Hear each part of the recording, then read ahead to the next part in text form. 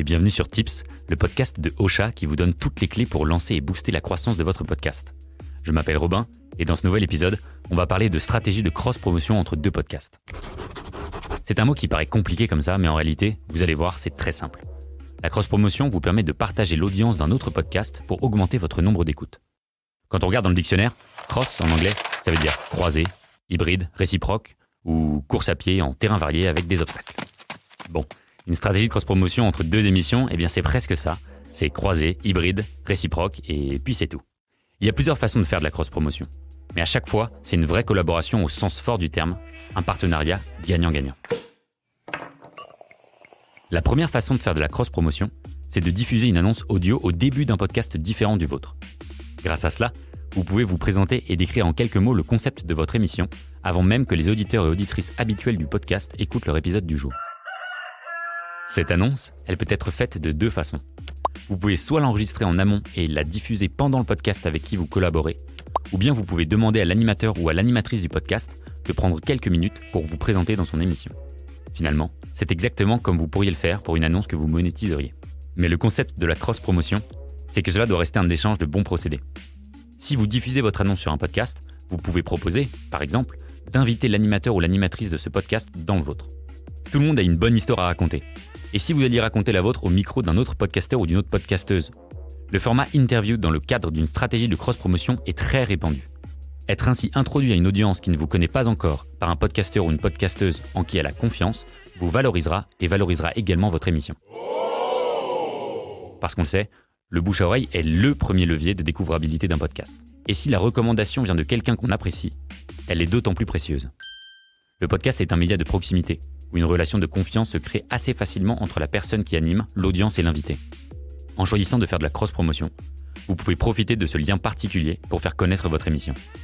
La dernière façon de faire de la cross-promotion, c'est de demander le fichier audio d'un épisode que vous avez apprécié à un autre créateur ou une autre créatrice de contenu et de le proposer à votre communauté en le glissant directement dans votre flux RSS. Vous le savez peut-être, dans le podcast, la régularité est la clé pour augmenter ses écoutes. Mais bien sûr, parfois, à Noël ou en été, une pause s'impose. Alors pour éviter une potentielle chute des écoutes, certains profitent de ce moment pour faire découvrir à leur audience de nouveaux podcasts. Voilà, vous savez à quoi ressemble une stratégie de cross-promotion. Mais se pose maintenant une question essentielle. Comment fait-on pour trouver le ou les bons podcasts avec lesquels mettre en place un tel partenariat de visibilité? Avant de vous lancer à corps perdu dans l'envoi de mails aux 100 plus gros podcasteurs et podcasteuses de France, réfléchissez à l'email que vous allez leur écrire et imaginez celui que vous aimeriez recevoir dans ces cas-là. Dites-leur pourquoi est-ce que vous aimez leur podcast et pourquoi vous seriez honoré d'y participer. Interrogez-vous ensuite sur votre audience cible. Qui sont les personnes susceptibles d'être déjà intéressées par votre sujet? Quels sont les auditeurs ou les auditrices que vous aimeriez toucher? Quels sont les podcasts qui se rapprochent le plus de votre thématique? Car, qu'on se le dise, les partenaires les plus impactants pour votre stratégie de cross-promotion seront très certainement ceux qui vous ressemblent, dans le ton, dans le thème et dans l'univers. N'ayez pas peur d'aller proposer de la cross-promotion à un podcast qui traite des mêmes sujets que vous. Au contraire, dites-vous que vos auditeurs et auditrices sont sans doute passionnés par votre sujet et qu'ils ont forcément le temps d'écouter plusieurs épisodes de différentes émissions dans la semaine. Quelqu'un qui est passionné par des chants corses, par exemple, ne va probablement pas s'arrêter au premier podcast venu. S'il en existe d'autres, il va approfondir ses connaissances en écoutant d'autres émissions et peut-être même s'aventurer jusqu'au chant grégorien, qui sait. Rappelez-vous également qu'un podcast est incarné par la personne qui l'anime. Deux podcasts traitant du même thème, avec deux animateurs ou animatrices différentes, sont fondamentalement deux podcasts uniques. Mais attention, pour qu'un partenariat comme celui-ci fonctionne, il faut que les audiences soient à peu près similaires, sinon forcément, on perd la notion du gagnant-gagnant. Pour trouver des podcasts ayant approximativement le même nombre d'écoutes, vous pouvez utiliser l'outil Podcast Audience Graph. Tous les podcasts disponibles sur Apple Podcasts y sont référencés. Vous trouverez donc sans doute le vôtre. Autre astuce, allez évaluer la communauté des podcasts à qui vous souhaitez proposer de la cross-promotion sur les réseaux sociaux.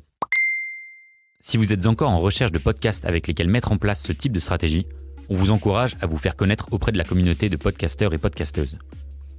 Pour cela, il existe plein de groupes Facebook, de Slack, de Discord, d'associations ou même de clubs, comme le Club Ocha avec la Matching Room, un espace communautaire à retrouver directement sur la plateforme Ocha.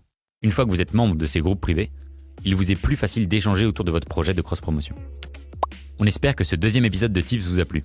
Si c'est le cas, je vous invite à laisser un avis sur Apple Podcast et à partager l'épisode autour de vous. N'hésitez pas également à nous dire quel sujet vous aimeriez que l'on aborde dans les prochains épisodes.